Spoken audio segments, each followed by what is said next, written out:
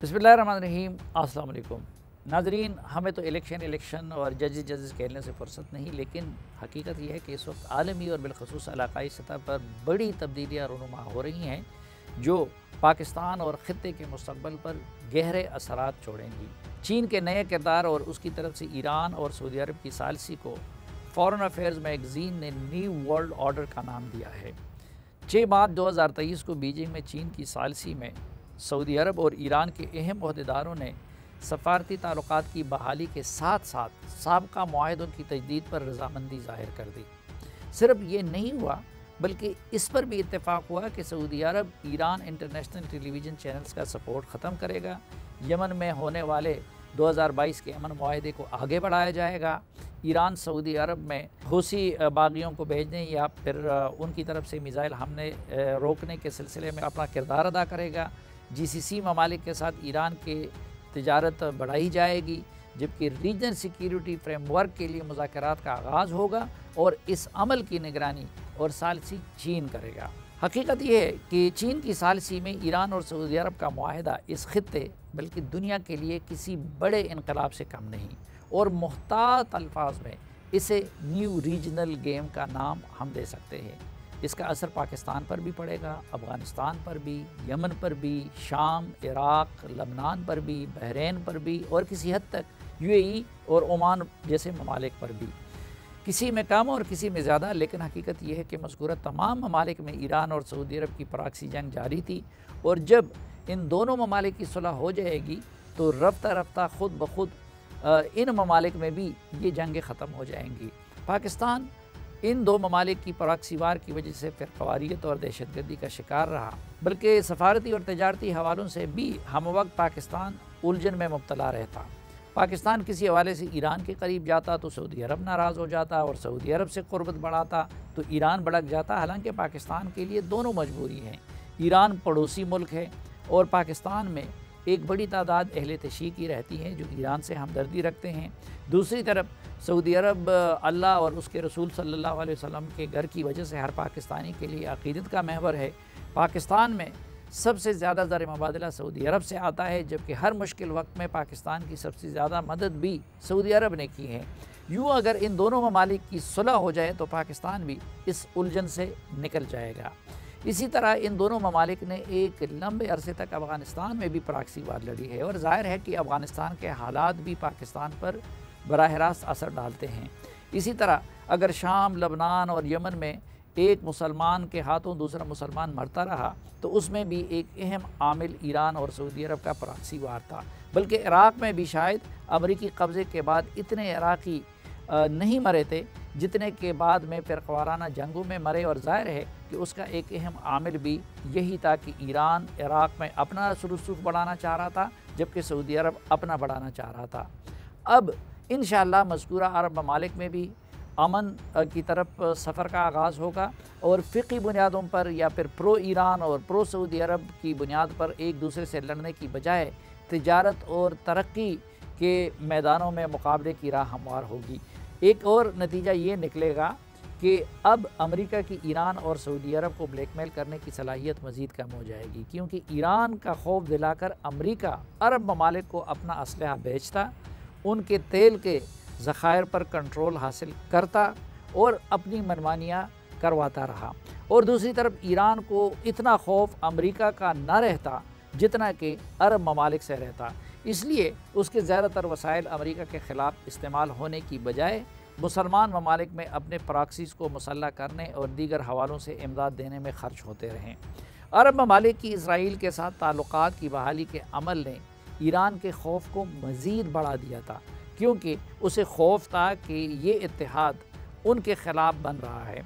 मेरा अंदाज़ा है कि इसराइल के साथ अरब ममालिक के ताल्लुकात की बेहतरी का जो अमल शुरू हुआ है वो दस्तूर जारी रहेगा, लेकिन अब उसकी बुनियाद ईरान का मुकाबला नहीं होगा बल्कि बाहमी बका और तिजारत होगी। ये जो मस्बत पेशरफ्त हुई है उसका क्रेडिट सऊदी अरब की क़ियादत यानी शाह सलमान और क्राउन प्रिंस मोहम्मद बिन सलमान या फिर ईरानी क़ियादत को तो जाता ही है कि उन्होंने नए ज़मीनी हक़ाइक़ को तस्लीम किया और ये जान गए कि बाहमी दुश्मनी से दोनों फरीक़ों को नुकसान हो रहा है।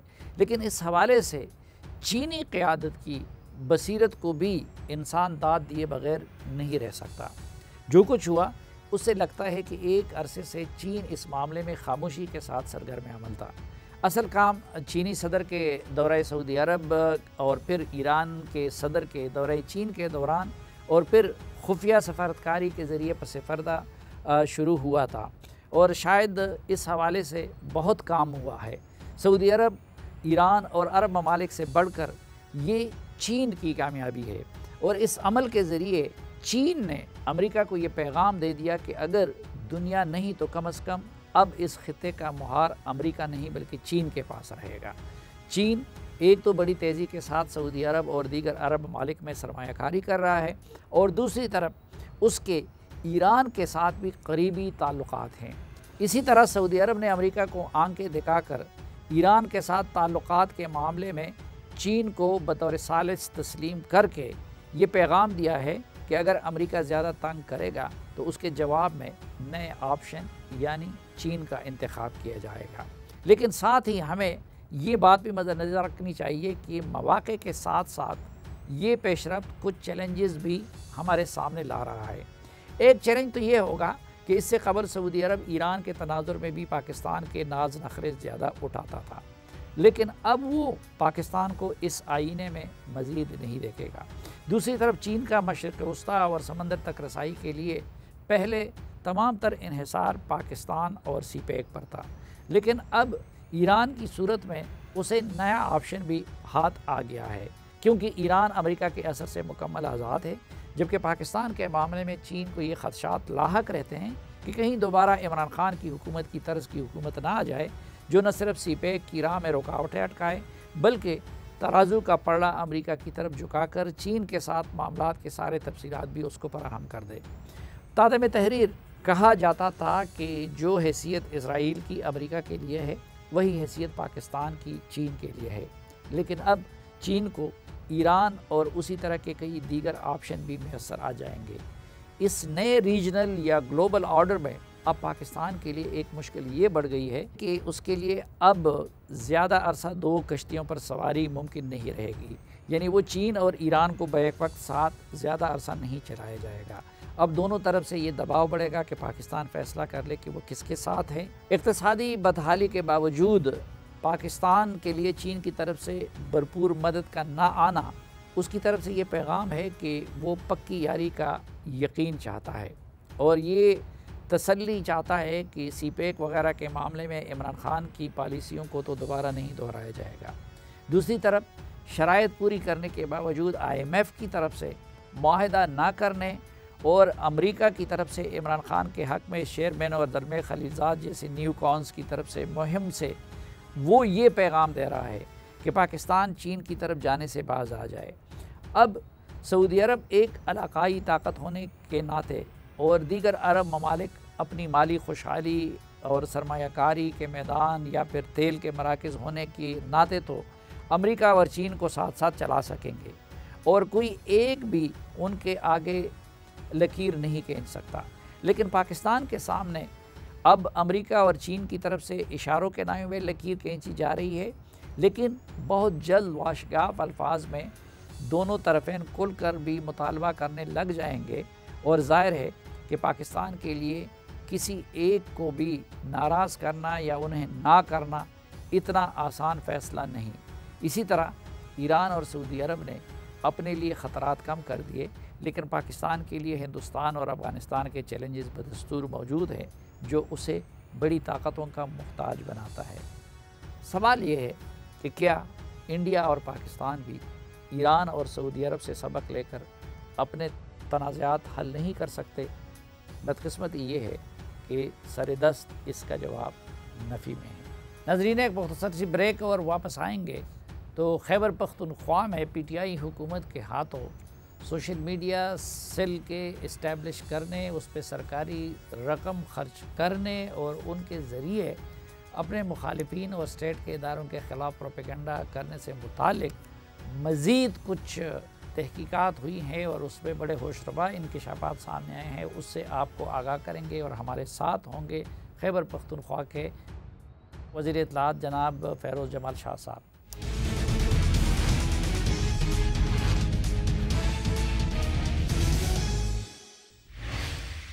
ایک بار پھر خوش آمدید آپ کو جرگے میں ناظرین. پی ٹی آئی نے گزشتہ سالوں میں سب سے زیادہ انویسٹمنٹ وہ سوشل میڈیا میں کی ہے اور بڑی یونیک میکینزم بنائی ہے جس کو پوری طرح سمجھنے میں شاید ابھی تک ہمیں کئی سال لگیں گے. یہ سلسلہ سنگاپور سے لے کر امریکہ تک اور امریکہ سے لے کر پشاور تک پھیلا ہوا تھا. پھر جب ان کو حکومت ہاتھ آئی تو حکومتی وسائل اور ذرائع بھی بیشتر اسی مد میں استعمال کیے گئے. اور آج سے 1.5 سال پہلے میں نے اس کی طرف اشارہ کیا تھا کہ کس طرح خیبر پختونخوا میں ٹرائبل اضلاع کے لیے مختص رقم اور باقی مدات کے لیے مختص رقم سے سوشل میڈیا ٹرولز بھرتی کروائے گئے تھے. گھر بیٹھے ان کو 25,000 ملتے تھے. اور اب جب نگران حکومت قائم ہوئی ہے تو خیبر پختونخوا کے وزیر اطلاعات ہے جناب فیروز جمال شاہ صاحب، تو انہوں نے انکوائری کر کے اور باقاعدہ اس کی تصدیق کر دی. اور اب خود ان کے ڈپارٹمنٹ میں جو 1200 بندے تھے اور جن کو گھر بیٹھے 25,000 روپے ماہانہ ملتے تھے ان کو تو انہوں نے فارغ کر دیا ہے، وہ سلسلہ ختم کر دیا ہے. لیکن اس سلسلے میں کچھ مزید بھی اب تحقیقات انہوں نے کی ہیں اور کچھ مزید انکشافات وہ کریں گے، تو ان کو ہم نے زحمت دی ہے. بہت شکریہ میاں صاحب. اور کیا نئی چیزیں سامنے آئی ہیں جناب؟ یہ پہلے آپ کو میں نے لاسٹ پروگرام میں جو بتایا تھا کہ یہ 1100 کچھ انفارمیشن ڈپارٹمنٹ میں جو لوگ تھے اور ان کا کام یہ تھا انفلوئنسر، جس طرح آپ نے اس کو تفصیل بھی بیان کی ہے جی. تو یہ تو ہم سرکلز میں پہلے چل رہے تھے 1 مہینے سے کہ کیا. تو جب ابھی نئے سیکرٹری صاحب ہمارے آئے تو انہوں نے اسی وقت ان کا جو ہے PC4 بھجوا دیا اور یہ ختم ہو گئے. اور وجہ اس کی یہ ہے کہ یہ وہی 1200 جو آپ کے ڈپارٹمنٹ سے تھے اور 25,000 روپے تنخواہ گھر پہ لیتے تھے اور ایک اپنا اکاؤنٹ اور ایک فرضی اکاؤنٹ چلاتے تھے اور پروپیگنڈا یہ جو ہے. سر اب آپ اس میں دیکھیں نا کہ یہ جیسے ہی میں نے یہ اقدام لیا تو میری فیس بک اکاؤنٹس ختم ہو گئیں. آپ کی؟ میری اپنی پرسنل. پھر اس کے بعد دوسری ابھی ہم نے بنا لی ہے، کوئی مسئلہ نہیں ہے وہ. پھر اس کے آپ دیکھیں ان کی آپ جو لینگویج ہے وہ دیکھیں. مثال دے رہا ہوں آپ کو، جو یہ سائٹس کے اوپر باتیں جس طریقے سے کرتے جو ان کے، تو مجھے انہوں نے کہا کہ جی ہم یہ ڈیلیٹ کرتے. میں نے کہا بالکل نہ کریں. آپ ان میرے سائٹس کے اوپر ان کو یہ باتیں کر لینے دیں کہ کم از کم عوام کو پتہ لگے کہ یہ کس کیلیبر کے اور کس طرح کے یہ مثال ہے، یہ ایٹیچیوڈ ہے لوگوں کا. آپ یہ دیکھیں کہ یہ سب چیزیں 9 سال حکومت رہی فار ایگزامپل. وہ اب تب ان کو یہ کچھ یاد نہیں آیا کہ ہم نے KP کو پروموٹ کرنا ہے یا یہ کرنا ہے وہ کرنا ہے، کوئی خبر نہیں. پچھلے 9 مہینے میں 8 مہینے میں آپ دیکھیں کہ ملک کے یہ جو سوشل میڈیا کا جو ٹرینڈز ہیں اور جو اینٹی اسٹیٹ ایکٹیویٹیز ہیں، فار ایگزامپل جو آرمی کے خلاف اور جو مطلب یہ سب چیزیں 8-9 مہینوں میں یہ سب ڈیولپ ہو رہی ہے. اور اسی وقت یہ مثالیں ہائر ہوتے ہیں. پچھلے 8 سالوں میں 7 سالوں میں نہیں ہوتے ہیں، انہی دنوں میں یہ ہائر ہوتے ہیں اور ان کو مثالیں فیلڈ میں چھوڑ دیا جاتا ہے کہ آپ فری ہے آپ جو. اور یہ لوگ بھی سرکار کے خزانے سے تنخواہ لے کے یہی کام کرتے تھے، فوج کو گالیاں پڑھوانا، باقی سب کچھ. میں نے ریکویسٹ کی ہے کہ FIS کا پروب کرے. اور سر کیوں کرے؟ اب ہم آپ کو اگلی سٹیجز کی بتاؤں. جو اس سے اگلی سٹیج ہے وہ یہ ہے کہ ان لوگوں میں سے 200 لوگ، اور انہوں نے اس کا نام رکھا ہے کلاؤڈ پولیس. کلاؤڈ پولیس جو ہے اب یہ 200 بندے ہونے تھے اور 231 ملین اس کی ری ایلوکیشن ہے فنڈز. تو کلاؤڈ پولیس کا کیا مطلب؟ کلاؤڈ پولیس یہ ہے کہ یہ اس سے ایک سٹیج اوپر کا ہے. یعنی یہ تو 1200 نیچے ہیں، اس کے اوپر اب 200 آئیں گے جو اس میں سے بھی وہ مطلب یعنی اس کو وہ یعنی اکاؤنٹس کی نگرانی کرنا، ان کو بند کرنا شروع نہیں سر. یہ آہستہ آہستہ جو ہے یہ چیزیں اوپر کے لیول کو جا رہی ہیں. اب یہ آپ کے نیچے فوٹ سولجرز ہیں، اس کے اوپر ہائرارکی ہے، پراپر ایک سٹرکچر بنا ہوا ہے اس طریقے سے. اس کے اوپر اب یہ 200 ہیں، پھر اس کے اوپر کچھ اور ہیں. اب آپ یہ دیکھیں کہ ان 200 پولیس کے لیے یہ فنڈ ایلوکیٹ ہوئے ہیں اور جو انہوں نے اب فردر اس چیز کو آگے لے کے جانا تھا. کتنا فنڈ ایلوکیٹ کیا؟ 231 ملین. اچھا 231 ملین یہ. اور یہ سمری پچھلے سیکرٹری نے بھجوا دی تھی ٹو چیف سیکرٹری. یہ پرسوں میں نے رکوائی ہے، یہ چلی گئی تھی ہمارے آنے سے پہلے. یہ انہوں نے بھیج دی تھی کہ اس کی اپروول دیں، انفارمیشن نے جو ابھی چلے گئے جو چلے گئے ہیں، تو انہوں نے یہ بھجوا دی تھی ٹو دا چیف سیکرٹری. تو وہاں سے ہمیں اس کو مطلب آہستہ آہستہ چیزیں جیسی ہمیں جہاں سے چیزیں پتہ لگ رہی ہیں، پھر میں نے اس کی سب پروب کی. یہ 5th جنریشن وارفیئر ہے، یعنی یہ جو چیزیں یہ جو جس طریقے سے کر رہے ہیں، تو اب اس کے اندر جو ہے ایک باڈی ہے، یعنی جو جہاں سے یہ مانیٹر، یہ فار ایگزامپل یہ مانیٹر ہوتے ہیں اور جہاں سے یہ چیزیں جو ہیں آگے بھیجی جاتی ہیں. تو پروونشل گورنمنٹ نے اور جو نیشنل گورنمنٹ ہے اس وقت انہوں نے یہ فیصلہ کیا تھا کہ پابندی ہے آن فورن ٹریول، کہ فورن ٹریول جو ہے وہ پروونشل گورنمنٹ کے پیسے سے فار ایگزامپل نہیں ہوگی. تو اب اس میں کوئی ابہام نہیں ہے کہ آپ دیکھ لیں گے کہ KPIT کے وہ جو برین ان کا ہے، جو ان کا دماغ ہے، ان کے امریکہ کے ٹریول کتنے ہیں آن پروونشل ایکسپینس. آن پروونشل ایکسپینس وہ یونائٹڈ اسٹیٹس کتنی دفعہ گئے ہیں، کس لیے گئے، اور کیا یہ جو ہے اس کے یہ تانے بانے کہاں سے جا کے یہ مل رہے ہیں. کتنی مرتبہ گئے ہیں؟ کافی دفعہ گئے. جو ان کا جو سوشل میڈیا کے جو ان کا ابھی ہم وہاں پہ پہنچ رہے ہیں. میں نے ریکویسٹ کی ہے جو ہمارے ریلیونٹ منسٹر صاحب ہیں انفارمیشن کے، ان سے ریکویسٹ کی ہے ڈاکٹر صاحب سے کہ وہ جو ہے اس کا سارا پروب کر کے اور ہمیں یہ جو ہے بتائیں انشاءاللہ. تو وہ لگے ہوئے ہیں اس کے اوپر کہ یہ کہاں سے یہ چیزیں، ایک یہ بڑا ہی میکینزم کے ساتھ ایک پراپر سٹرکچر بنا ہوا ہے، اور میں آپ کو یہ کنفرم کر کے بتائیں گے آپ کو. اور مجھے خدشہ یہ کہ یہ پنجاب میں بھی ہے اور فیڈرل میں بھی ہے، اور پیچھے اس کے جو فورسز ہیں وہ ایکسٹرنل فورسز ہیں. یہ صرف یہ نہیں ہے جتنا کمپلیکیٹڈ یہ نیٹ ورک ہے.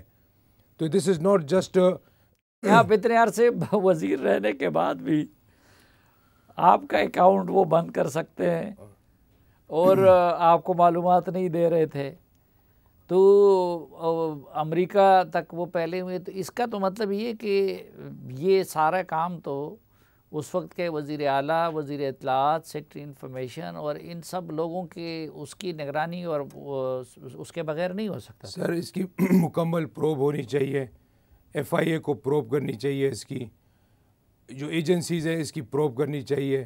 یہ اتنا ایک آپ کو اس میں سے اتنی چیزیں ملیں گی. دیکھیں سر، سینٹر آف گریویٹی جو ہوتا ہے نا، آپ اس کو ہٹ کرتے ہیں. اللہ ہمیں اس ملک کو بچائے، اللہ ہمارے اس قوم کو بچائے کہ عراق آپ کے سامنے ہے، افغانستان آپ کے سامنے ہے، سیریا آپ کے سامنے ہے، یہ سارے ممالک آپ کے سامنے ہیں. نہیں انشاءاللہ وہ لاگ بھی چاہے کوئی پاکستان کو وہ نہیں بنا سکتا. لیکن میں یہ کہہ رہا ہوں، اس چیز پہ میں حیران ہوں کہ اس دوران مثلاً میں نے یہ ایشو اٹھایا 1.5 سال پہلے، وہ تو لاڈ لیتے اس وقت تو کچھ بھی نہیں ہوا. لیکن ایک سوال یہ کہ ابھی آپ کے نگران حکومت کو قائم ہوئے اتنا عرصہ گزر گیا اور ابھی تک آپ لوگ پوری طرح تہ تک نہیں پہنچ سکتے کہ بھائی گیم کیا ہے. یعنی سرسری چیزیں تو معلوم ہو گئی کہ بھائی اتنے بندے تھے، ان کو اتنی تنخواہ مل رہی تھی، گھر پہ بیٹھ کے وہ کام کر رہے تھے، اتنے فنڈز تھے، اتنے یہ تھے.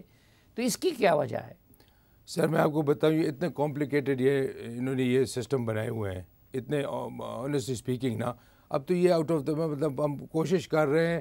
وجہ یہ ہے کہ ہم اپنے بچوں کے فیوچر کے لیے اور ہم اپنے خیبر پختونخوا کے لیے تڑپ ہے ہمارے دل میں کہ یہ کیا ہوا ہے اس صوبے کے ساتھ، یہ کس طریقے سے ہوا ہے، یہ ہو کیا رہا ہے. آپ کے سامنے ہے. ہم سر یہاں پہ آئے ہیں ٹو پرووائڈ فیئر، نیوٹرل اور ایک لیول پلینگ فیلڈ. تو یہ آپ مجھے بتائیں کہ اس وقت یہ لیول پلینگ فیلڈ ہے؟ آپ ہر طرف دیکھیں کہاں پہ لیول پلینگ فیلڈ ہے. یعنی وہی PTI کے جو ہیں وہی چیزیں آگے چل رہی ہیں، نہ کسی پارٹی کو جو ہے بریدنگ سپیس دیا جا رہا ہے. نہیں تو میں یہ سوال تو یہ کر رہا ہوں نا کہ یہ آپ کے وزیر اعلیٰ، آپ کے گورنر، اولاً تو لوگ کہتے ہیں وہاں پہ JUI کی حکومت ہے، اتنا عرصہ ہو گیا اور پچھلے ہفتے تک میرے ٹیکس کے پیسوں سے، اس غریب صوبے کے پیسوں سے یہ لوگ لگے ہوئے تھے بدستور، اور مجھے بھی گالیاں پڑھوا رہے تھے، اسٹیٹ انسٹیٹیوشن کو بھی گالیاں پڑھوا رہے تھے، وہ سب کچھ کر رہے تھے. تو یہ تو نگران حکومت کی ناکامی نہیں ہے؟ بالکل سر، آپ بجا فرما رہے ہیں. اب دیکھیں نا، میں تو پچھلے 1 مہینے سے سرکلز میں تھا، آپ کے سامنے میں بھی نہیں کھلم کہتا تھا کہ جہاں جس منڈے کو میں یہاں سے شروع ہوتا ہوں آگے اگلی منڈے کو ادھر ہی آگے کھڑا ہوتا ہوں. نئے سیکٹری آئے ہمارے، انہوں نے آتے ساتھ ہی جو ہے وہ 1 دن کے اندر جو ہے اس کا PC4 بنا کے ویئر دیر از اے ول دیر از اے وے. تو ان کی تڑپ ہے. ہمارے بڑے غیرت مند لوگ ہیں وہاں پہ، بڑے باشعور لوگ ہیں، بات کو سمجھتے ہیں، دیکھتے ہیں، اور انہوں نے اب وہ 1200 تو آپ نے فارغ کر دیے، بالکل، لیکن دیگر ڈپارٹمنٹس میں جو تھے وہ اس کی بھی ابھی لسٹیں بن رہی ہیں، وہ بھی ہم پروب اس پہ بھی شروع ہے. انشاءاللہ آپ کو ہم تہ تک پہنچائیں گے اس چیز کو، عوام کو بتائیں گے کہ یہ جو ہے خیبر پختونخوا کے ساتھ جو یہ ظلم ہوا ہے. آپ صرف اچھا، آپ تو زیادہ سے زیادہ ابھی صرف مزید ظلم ہونا بند کر لیں گے، لیکن ایک سوال یہ ذہن میں آتا ہے کہ کئی سالوں تک یہ کام ہوتا رہا، کروڑوں روپے اربوں روپے خرچ ہوتے رہے. مجھے یہ بھی ہے کہ پچھلی حکومت میں ایک اور منصوبہ بنایا تھا فیصل جاوید اور وہ افتخار درانی نے، یا پھر ابھی یہ جو تھا، تو یہ تو سیکٹری، وزیر اعلیٰ، وزیر، ان سب کی اس کے بغیر نہیں ہو سکتا تھا. تو کیا صرف سلسلہ بند ہوگا؟ ان کا کوئی حساب نہیں ہوگا کہ بھائی میرے اسٹیٹ کے پیسوں سے اسٹیٹ انسٹیٹیوشن کو گالیاں پڑھوائے اور آپ سے کوئی حساب نہ ہو؟ چلو ہم تو خیر عام لوگ ہیں، ہمیں تو گالیاں جتنی پڑی ہے ہمیں تو عادت پڑ گئی ہے.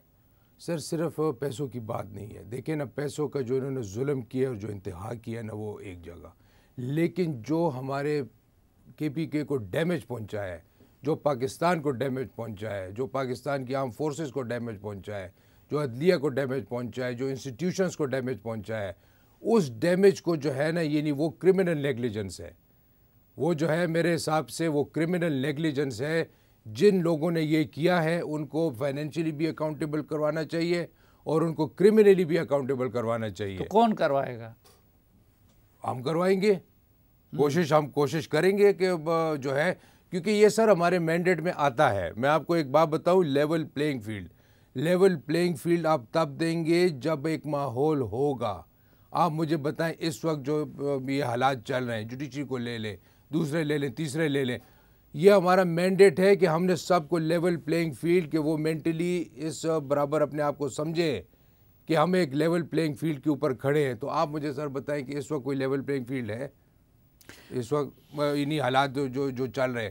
تو یہ سب چیزیں جو ہے ہماری اس مینڈیٹ میں آتی ہیں انشاءاللہ، اور یہ ہم کر کے دکھائیں گے کہ خیبر پختونخوا میں یہ جتنی زیادتیاں ہوئی ہیں، جتنے یہ لوگوں نے ظلم کے وہاں پہ کیے ہیں، وہ ہم قوم کے سامنے لے کے آئیں گے اور قوم کو بتائیں گے کہ یہ جو ہے آپ کو گمراہ جو ہے ان لوگوں نے کیا ہے اور ابھی بھی کر رہے ہیں، اور ان کو فوراً جو ہے روکنا چاہیے. بہت شکریہ ناظرین. ایک مختصر سی بریک اور واپس آئیں گے. تو ابھی جو میاں صاحب نے ذکر کیا کہ جن اداروں کو اسٹیٹ کے پیسوں سے گالیاں پڑھوائی جاتی رہی، تو ان اداروں نے بلوچستان میں ایک بڑی کامیابی حاصل کی ہے، اور وہاں پہ ایک بڑے عسکریت پسند کو ایک بڑے سوفسٹیکیٹڈ آپریشن کے ذریعے گرفتار کیا گیا ہے. تو اس کی تفصیلات سے آپ کو آگاہ کریں گے کہ ان کی گرفتاری کے لیے کیا یونیک تکنیک ISI کی طرف سے استعمال ہوئی، وہ کون تھا، اس کی کیا حیثیت ہے، بلوچستان کے حالات پہ اور پاکستان کے حالات پہ اس پہ کیا اثر پڑے گا، اور بلوچستان میں اس طرح کی مزید کتنی تنظیمیں اور کتنی شخصیات سرگرم عمل ہے، اور اس کے روک تھام کے لیے ریاست کیا کر رہی ہے. ان سب سوالوں کا جواب آپ کو دیں گے اگلے سیگمنٹ میں ایک وقفے کے بعد.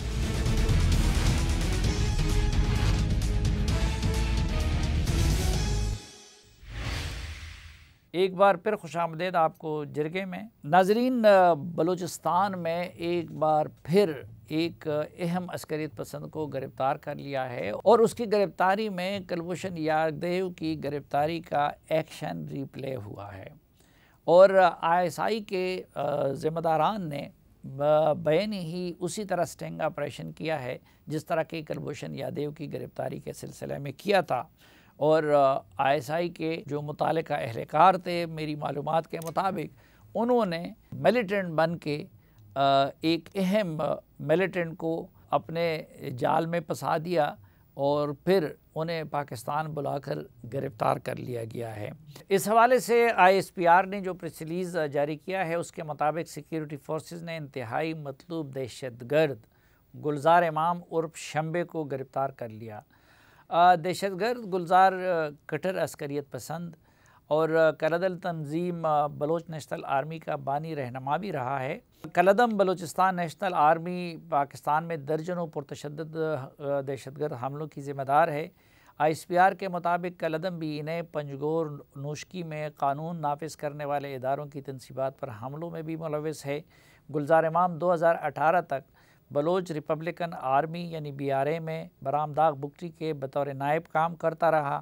ISPR کا کہنا ہے کہ دہشت گرد گلزار امام کی افغانستان اور پاکستان کے دورے بھی ریکارڈ پر ہیں، اور وہ دہشت گرد گلزار کے دشمن انٹیلیجنس ایجنسیوں کے ساتھ روابط کی چھان بین جاری ہے۔ دشمن ایجنسیوں نے گلزار کو پاکستان اور اس کے قومی مفادات کے مخالف کام کرنے کے لیے اس کے استحصال کی کوشش کی۔ ISPR کا کہنا ہے کہ بلوچستان میں محنت سے حاصل کردہ امن کے در پہ دشمنوں کے عزائم ناکام بنانے کے لیے پرعزم ہے۔ کامیابی انسدادی دہشت گردی کی قانون نافذ کرنے والے اداروں کی صلاحیت اور عزم کو ظاہر کرتی ہے۔ یہ تو ISPR کا پریس ریلیز تھا۔ جو میری معلومات ہے اس کے مطابق ISI کے افسران نے اسی طرز پہ سٹنگ آپریشن کیا جو کئی ماہ پر محیط تھا، جس طریقے سے کلبھوشن یادیو کو گرفتار کرنے کے لیے کیا گیا تھا۔ کچھ لوگ ملیٹنٹ بن گئے تھے جعلی طور پر، انہوں نے اس کا اعتماد حاصل کیا اور اس اعتماد کے ذریعے ان کو ٹریپ کر کے گرفتار کر لیا۔ شمبے کے نام سے معروف گلزار ہیں، ان کی کیا حیثیت تھی، وہ کس طرح کی کارروائیوں میں ملوث رہا، یہ سیکیورٹی فورسز اور ISI کے لیے کتنی بڑی کامیابی ہے، اور افغانستان میں اور بلوچستان میں اس طرح کی کتنی اور تنظیمیں سرگرم عمل ہیں، اور ان سے نمٹنے کے لیے حکومت بلوچستان اور سیکیورٹی فورسز کیا کر رہی ہیں، ان سب پر بات کرنے کے لیے کوئٹہ سے ہمیں جوائن کر رہے ہیں بلوچستان کے وزیر داخلہ جناب میر ضیاء لانگو صاحب۔ لانگو صاحب، پہلے تو یہ بتائیے کہ یہ جو گلزار امام ہے جو شمبے کے نام سے جانے جاتے تھے، ان کی کیا حیثیت تھی اور ملیٹنسی میں ان کا کیا کردار تھا؟ بسم اللہ الرحمن الرحیم۔ دیکھیں، یہ سب چیزیں ہماری قوم کو جاننا بہت ضروری ہوتا ہے کہ کس چیز پر ہماری قوم میڈیا جو ہے حق پر احتجاج کرتی ہے اور کہاں ہم اپنی ریاست کے لیے مسئلے مسائل کھڑا کرتے ہیں۔ جس طرح آپ نے کہا، آپ اسی شخص کے جو ہے پچھلی ٹویٹر اکاؤنٹس کو دیکھیں، اس کے گرفتار ہونے کے بعد جو اس کے لوگوں نے اس کے لیے ٹویٹس کیے ہیں یا جن ٹیررسٹ آرگنائزیشنز نے ٹویٹ کیے، وہ اس کا بالکل کھلے عام ثبوت ہے کہ انتہائی مطلوب BLF کا پہلے کمانڈر تھا، پھر انہوں نے اپنی آرگنائزیشن بنائی مکران ڈویژن میں، جو بھی کارروائی جو بھی مظلوم مارا جاتا تھا اس میں یہ ان کی آرگنائزیشن اس کو قبول کر لیتی تھی۔ تو ان کا آنا جانا، کیونکہ ایران بارڈر سے آنا جانا نزدیک ہوتا ہے، افغانستان بارڈر آنا جانا نزدیک ہوتا ہے، تو ممالک ہمسائے ممالک جانا مسئلہ نہیں ہوتا ان کے لیے۔ تو جس طرح ہم اپنے ہر وقت انٹیلیجنس پر یا کس طرح اپنے اداروں پر ہم تنقید کرتے ہیں، الحمدللہ اس طرح کے انٹیلیجنس بیسڈ آپریشن ہمارے ادارے بہت زیادہ کر چکے ہیں اور کر رہے ہیں، جس میں انڈین جو ایجنٹ تھا اس کا آپ کے سامنے مثال ہے، یہ ایک بہت بڑا مثال ہے، اس طرح کئی مثالیں ہیں۔ تو ہمارے انٹیلیجنس نے انٹیلیجنس بیسڈ آپریشن کر کے ایک ہمسایہ ملک کے بارڈر سے اس کو پکڑ لیا ہے، جس میں سمجھتا ہوں بلوچستان کی دہشت گردی میں جتنا اس بندے کا رول تھا اس میں بہت زیادہ ایک بڑی کامیابی اور انشاءاللہ بہت کمی آئے گی۔ نہیں، بڑی کامیابی کس حوالے سے ہے؟ یہ کہا جاتا ہے کہ یہ بڑا اسٹریٹجسٹ بھی تھا، پڑھا لکھا بھی تھا، اس حوالے سے تھا یا کہ کچھ اور حوالوں سے اہم تھا؟ دیکھیں، یہ جو ہے بالکل یہ سو جو ادھر ہمارے بلوچ اسٹوڈنٹس آرگنائزیشن تھی، پھر وہاں سے ہمارے اسٹوڈنٹس کو لے گئے جن میں یہ لوگ بھی تھے، پھر یہ وہاں ٹیررسٹ کے ہاتھوں چڑھے، BLF جو بلوچستان میں آئے دن بم دھماکے کرتی ہیں اس کا ممبر رہا، پھر وہاں سے یہ بہت سینئر عہدے پر تھا جہاں سے یہ جو ایک ماسٹر مائنڈ تھا آپ سمجھے، پھر اس نے اپنی آرگنائزیشن بنائی، اس کے آرگنائزیشن کی طرف سے آئے دن بم دھماکے قبول کیے جاتے تھے اور معصوم لوگوں کی جانیں لینے کی ذمہ داری قبول کی جاتی تھی۔ تو اس لحاظ سے میں سمجھتا ہوں ایک بہت بڑی کامیابی ہے۔ یعنی پہلے یہ برامداغ بگٹی کے ساتھ تھے اور ان کے نمبر 2 کی حیثیت برامداغ کے ساتھ بھی رہے، اور پھر اپنی الگ آرگنائزیشن بنائی تھی. جی بالکل، یہ برامدغ بگٹی کے ساتھ بھی رہے ہیں. یہ جو ہے ان کی آرگنائزیشن کو چلاتے یہ تھے. ان کا بی ایل ایف کے ساتھ بہت قریبی تعلق رہا ہے، بہت قریبی تعلق بی ایل اے کے ساتھ رہا ہے. ان کا بھی جس طرح میں نے کہا اپنی آرگنائزیشن بنائی ہے. یہ ایک ٹیررزم جو ایک وہ ہے بلوچستان میں ایک سرکل، اس کا ایک بہت ہی اہم مورا تھا. اچھا لانگو صاحب، ISI نے اس کی گرفتاری کے لیے کئی ماہ پر محیط جو سٹنگ آپریشن کیا، اس میں بین ہی وہی تکنیک استعمال کیا گیا جو کلبھوشن یادیو کی گرفتاری کے لیے کیا گیا تھا. تو آپ کچھ تفصیل ہمارے ساتھ شیئر کر سکتے ہیں کہ ان کو کس طریقے سے ٹریپ کر کے گرفتار کیا گیا؟ دیکھیں، کچھ ہماری انٹیلیجنس کی چیزیں ایسی ہوتی ہیں جس کو ہم شیئر میڈیا پر کرنا تھوڑا مسئلہ ہو جاتا ہے، لیکن ان کو جو ہے مکران بیلٹ میں جو ہے ٹیررزم کا جو ہے وہ ماسٹر مائنڈ بنایا گیا تھا. ہر جو دہشت گردی کی بڑی کارروائی ہوتی تھی وہ ان کے ذریعے کی جاتی تھی. ان کا آنا جانا ایک ہمسایہ ملک میں ہوتا تھا، تو وہاں ہماری انٹیلیجنس ادارے جس نام وہ تو میرے سامنے یہ ان کا ویزا بھی ہے، افغانستان کا بھی ہے اور آنا جانا تھا، انڈیا کا بھی ہے بالکل، اور افغانستان کا پاسپورٹ بھی ہے. اچھا، تو ان ممالک میں آنے جانے سے تھوڑا مسئلہ ہو گیا تھا ہمارے لیے ان کو پکڑنا، لیکن ہمیں پتہ تھا کہ ہماری انٹیلیجنس ادارے ماشاءاللہ جس پروفیشنل اس سے وہ کام کرتے ہیں ضرور ایک دن یہ گرفت میں آ جائے گا. تو الحمدللہ ہمارے انٹیلیجنس اداروں نے اپنے پروفیشنل اس کا مظاہرہ کر کے اس دہشت گرد کو پکڑ لیا. اب ان کے علاوہ بلوچستان کی حکومت کے لیے اور وہاں پہ سیکیورٹی فورسز کے لیے اور کون کون سے افراد اور کون کون سی تنظیمیں بڑا چیلنج ہے اس وقت جو دہشت گرد کارروائیاں کر رہی ہیں؟ دیکھیں، ہمارے لیے الحمدللہ سیکیورٹی فورسز اتنی صلاحیت رکھتے ہیں. دہشت گرد تنظیموں سے لڑنا، دہشت گرد تنظیموں کا خاتمہ کرنا کوئی بڑا مسئلہ نہیں ہے. سب سے جو یہاں بڑا مسئلہ ہوتا ہے ہمارے اداروں کو سپورٹ کرنا. یہاں کوئی ٹیررسٹ جو معصوم لوگوں کی جان لینے میں ملوث ہوتا ہے، جو ہمسایہ ممالک سے پیسے کھا کر یہاں ہمارے غریب لوگوں کو مارتا ہے، جو پاکستان کا نام لینے والوں کو مارتے ہیں، اس کے خلاف اگر کوئی آپریشن آپ کر لیں تو میڈیا میں آپ لوگ سوری ٹو سے کہ عوام کہ بھائی آپریشن ہو رہا ہے، ظلم ہو رہا ہے، بلوچستان کے لوگوں کے خلاف کارروائی ہو رہی ہے. اگر آپ کارروائی نہ کریں تو کوئی دہشت گردی ہو جاتی ہے، کہتے ہیں آپ نے امن و امان ٹھیک نہیں کیا ہے. تو میں میڈیا سے اور بلوچستان پاکستان کے عوام سے یہ اپیل کرتا ہوں کہ دہشت گردی کے خاتمے کے لیے آپ لوگ کا اپنے اداروں کو سپورٹ کرنا انتہائی ضروری ہے. جو اس کے محرکات ہے جس کی وجہ سے اس طرح کے لوگ پیدا ہوتے ہیں، تو وہ بلوچستان کی حکومت اور سیکیورٹی فورسز ابھی تک ان عوامل کو کیوں ایڈریس نہیں کر سکی، ان وجوہات کو کیوں ختم نہیں کر سکی جس کی وجہ سے لوگ بندوق اٹھانے پہ مجبور ہو جاتے ہیں؟ دیکھیں، میں آپ کو ایک بات بتاؤں سلیم صاحب کہ پاکستان میں جو ہے ایک زندگی گزارنا آئیڈیل نہیں ہے. آپ کے پشتو کے پی میں غریب لوگ نہیں ہیں، وہاں استحصال نہیں ہوتا. آپ کے پنجاب میں غریب طبقہ نہیں ہے، وہاں استحصال نہیں ہوتا. آپ کے سندھ میں غریب طبقہ نہیں ہے، وہاں ہر جگہ غریب طبقہ ہے. اس کے لیے آپ جو ہے میڈیا میں بیٹھ کر پاکستان کی مظلوم طبقوں کے لیے جدوجہد کر رہے ہیں. ہم بھی سیاسی طور پر اپنے لوگوں کے لیے جدوجہد کر رہے ہیں، ان کے لیے حقوق لے رہے ہیں. اس کا مطلب نہیں ہے کہ ہمارے حقوق کے لینے کے بہانے ہم جو ہے اپنے ملک کے اندر ایک بغاوت شروع کریں، اپنے ملک کو توڑنے کی باتیں شروع کریں، دشمن کی سرزمین کو استعمال کر کے، پیسے کو استعمال کر کے اپنے لوگوں پر حملے کریں، ان کو ماریں، ان کی جان لے لیں. یہ طریقہ نہیں ہے. یہاں ایک جمہوریت ہے، آپ آ کے یہاں جمہوری طریقے سے احتجاج کریں. ابھی ہمارے لیکن لانگو صاحب میرے صوبے میں صوبائی وزراء کے پرائیویٹ جیل نہیں ہیں. ابھی ریسنٹلی آپ کے ایک وزیر نے جو کچھ کیا اور ابھی وہ دندناتا پھر رہا ہے، تو اب اس کی وجہ سے لوگ ریاست سے متنفر نہیں ہوں گے؟ اپنا بیٹا اس کے خلاف گواہی دے رہا ہے. دیکھیں، اس میں جہاں تک حکومت کا کام ہوتا ہے، حکومت نے ان کی FIR بھی لی، گرفتاریاں بھی کی، چاپے بھی ہوئے. پھر جو ہے کیس عدالت کی کورٹ میں گیا، اس سے نہ حکومت کا کوئی لین دین ہوتا ہے نہ معاملات. عدالت ایک آزاد وہ ادارہ ہوتا ہے اس نے ایک اس کو مناسب سمجھ کر بیل دی ہے تو وہ ایک ادارے کا کام ہے، اس میں حکومت کا تو کوئی کام نہیں ہے۔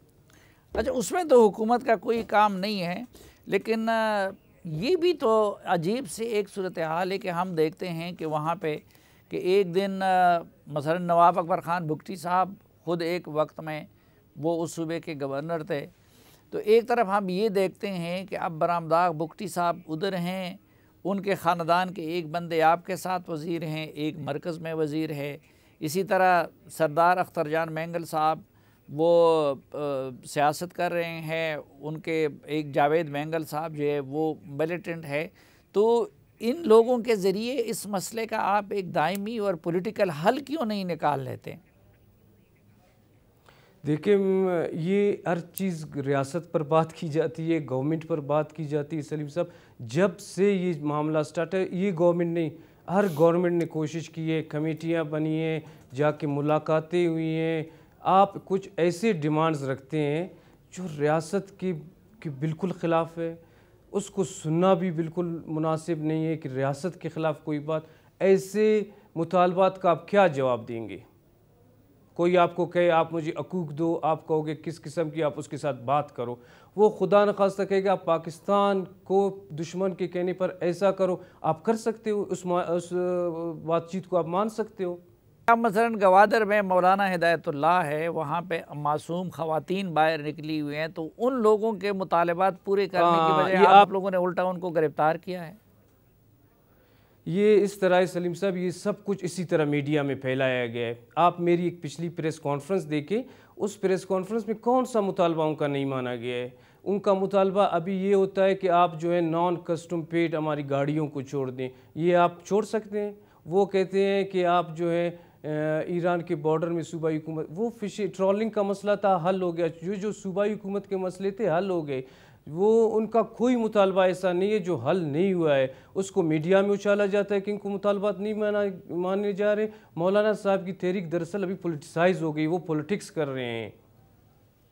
یہ تو ہم میڈیا میں بہت ساری چیزوں کو ڈسکس ہی نہیں کرتے کہ اس وقت ایران سے اور افغانستان سے اعلیٰ شخصیات کی سرگردگی میں جتنے بڑے پیمانے پر تیل اور دیگر چیزوں کی سمگلنگ ہوتی ہے، تو معاملہ تو الٹ ہے، اور گوادر کے لوگ تو پانی مانگ رہے ہیں، بجلی مانگ رہے ہیں، اس طرح کی چیزیں مانگ رہے تو یہی مسئلہ یہ آپ ان کے نام کیوں نہیں لیتے جو بڑے بڑے لوگ اس میں ملوث ہیں؟